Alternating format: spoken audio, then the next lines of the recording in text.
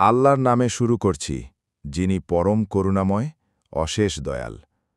হজরত লূত আলাইহিসসালাম ছিলেন হজরত ইব্রাহিম আলাইহিসসালামের ভ্রাতুষ্পুত্র, অর্থাৎ ভাতিজা। তিনি ছিলেন একজন নেক ও ধার্মিক মানুষ, যিনি তাওহীদের দাওয়াত গ্রহণ করেছিলেন এবং পরে স্বয়ং নবুয়তের দায়িত্ব লাভ করেন। আল্লাহ তাআলা তাকে নবী করে পাঠান সাদুম নামক এক নগরীতে। সেই জাতি ছিল চূড়ান্তভাবে নৈতিক অবক্ষয়ের শিকার। তারা ছিল ইতিহাসের প্রথম জাতি যারা সমকামিতার মতো জঘন্য পাপে লিপ্ত হয়েছিল। তারা মেহমানদের প্রতি অশ্লীল আচরণ করত, ডাকাতি করত এবং নানা অন্যায়ে লিপ্ত ছিল। লূত আলাইহিসসালাম সেই জাতির কাছে বহু বছর ধরে তাওহীদের আহ্বান পৌঁছিয়ে দিয়েছেন। তিনি তাদের সতর্ক করতেন, তোমরা এমন অশ্লীল আজ করছ যা পৃথিবীতে কেউ আগে কখনো করেনি। আল্লাহর ভয় করো এবং সৎপথে ফিরে এসো।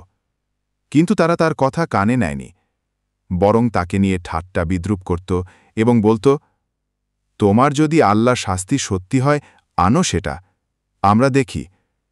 তারা লূত আকে শহর থেকে বের করে দেওয়ার হুমকিও দিয়েছিল। একদিন ৩ জন ফেরেশতা হজরত জিব্রাইল, মিকাইল ও ইসরাফিল আলাইহিসসালাম সুদর্শন পুরুষের রূপে হজরত ইব্রাহিম আয়ের ঘরে আগমন করেন। তারা তার স্ত্রী সারাকে জানিয়ে দেন যে তিনি একটা পুত্র সন্তানের মা হবেন। এরপর তারা রওনা হন লূত আয়ের নগরীর দিকে, কারণ শাস্তির সময় এসে গিয়েছিল।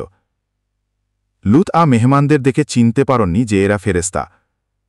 তিনি ভয়ে উদ্বিগ্ন হয়ে পড়েন, কারণ তিনি জানতেন তার জাতি এসব সুদর্শন যুবকদের দেখে অশ্লীলতায় লিপ্ত হবে। তার আশঙ্কাই সত্যি হল। লোকেরা দরজায় এসে আঘাত করতে থাকে। তখন ফেরেশতারা নিজেদের পরিচয় দেন এবং বলেন, ভয় করো না, আমরা আল্লাহর পক্ষ থেকে এসেছি। তোমার জাতির ওপর শাস্তি আসতে চলেছে। রাতেই তুমি তোমার পরিবার নিয়ে এই শহর ত্যাগ করো, পেছনে ফিরে তাকাবে না। আল্লাহর আদেশ মতো লূত আলাইহিসসালাম তার পরিবার নিয়ে রাতের অন্ধকারে নগরী ছেড়ে বেরিয়ে যান।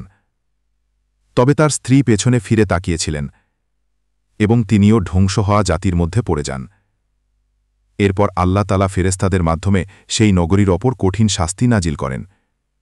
ভূমি উল্টে ফেলা হয়, ওপর থেকে পাথরের বৃষ্টি বর্ষিত হয়। এইভাবে ধ্বংস হয় সেই পাপী জাতি সাদুম ও গোমরা। লূত আলাইহিসসালাম এবং তার ঈমানদার অনুসারীরা বেঁচে যান। তিনি অন্য অঞ্চলে হিজরত করেন এবং বাকি জীবন আল্লাহর ইবাদতে কাটিয়ে দেন। এই জীবনী থেকে আমরা যা শিখি, অন্যায় ও অশ্লীলতার বিরুদ্ধে সাহসী প্রতিবাদ করা